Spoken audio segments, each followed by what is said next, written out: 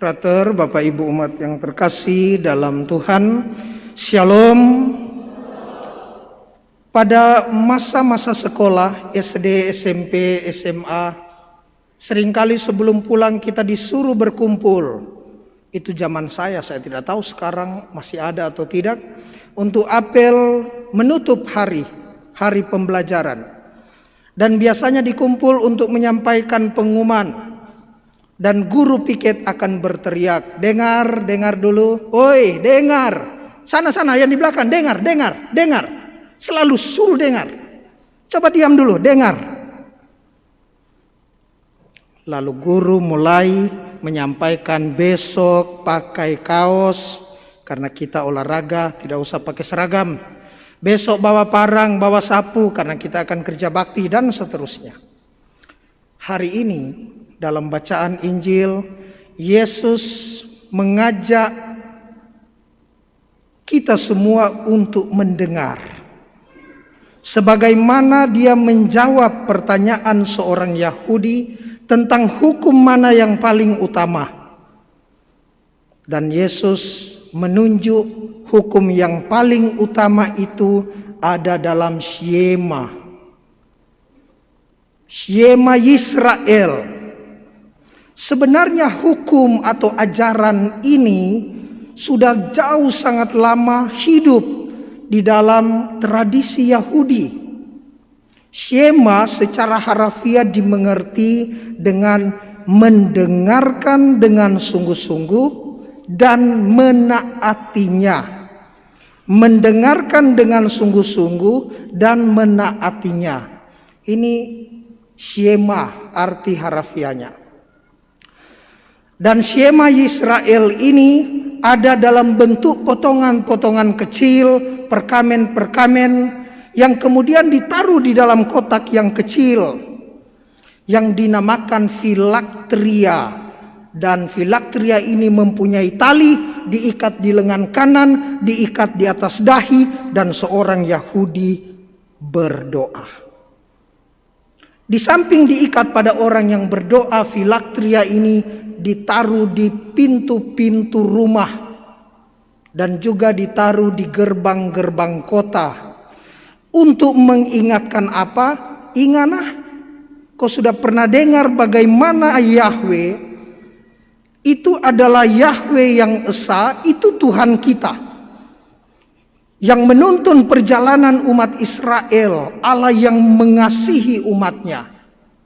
Shema Yisrael Adonai Eloheinu Adonai Echad. Shema Yisrael Adonai Eloheinu Adonai Echad. Dengarlah hai Israel, Tuhan itu Allah kita, Tuhan itu Esa. Adonai Echad, Tuhan itu Esa. Jauh sebelumnya dalam tangga nada Yunani, orang menyanyi lebih menyentuh hati karena perjalanan dari orang-orang yang dibuang ke pembuangan di Babel, masih mereka ingat itu. Shema Yisrael Adonai Eloheinu Adonai Echad. Nah, rasa kok ada sesuatu yang menyentuh di dalam hati orang Israel ketika mereka ingat Shema Yisrael. Apa isinya? Hukum-hukum Tuhan. Dan di dalamnya ada hukum yang penting. Bahwa kasihilah Tuhan Allahmu dengan segenap hatimu, dengan segenap jiwamu, dengan segenap akal budimu, dengan segenap kekuatanmu. Dan ini sudah sangat kental dalam pengalaman orang Israel, orang Yahudi. Oh, bukan main. Jangan tanya soal ini. Mereka sangat taat, tunduk dengan hukum ini. Itu pengalaman kental mereka. Pertanyaannya, setelah pengalaman, pengamalannya bagaimana? Ternyata Yesus mengkritik mereka. Yesus singgung mereka dengan mengatakan, dan hukum yang kedua adalah kasihilah sesamamu manusia seperti dirimu sendiri. Mengapa Yesus katakan ini? Karena orang Israel menyebut diri mereka sebagai Amsegula. Amsegula itu apa? The chosen people. Apalagi itu pastor? Umat terpilih yang diberkati Tuhan. Sedangkan yang lain, orang Kanaan, Samaria adalah goyim, adalah etnos, adalah bangsa-bangsa yang kafir, najis, hewan, bukan orang. Jelas. Jadi mereka bukan sesama, kita orang pilihan. Dan Yesus bilang, kau tahu, kau mengasihi sesama itu sama dengan hukum. Yang pertama, mengasihi Allah tapi juga mengasihi sesama. Ini berlaku Bapak Ibu untuk kita umat paroki Mamajang dan untuk kita semua. Bahwa tidak mungkin seseorang beriman tanpa mengasihi saudaranya. Dalam 1 Yohanes pasal 3 ayat 14 dikatakan demikian. Jika seseorang berkata aku mengasihi Allah dan dia membenci saudaranya, maka ia adalah pendusta.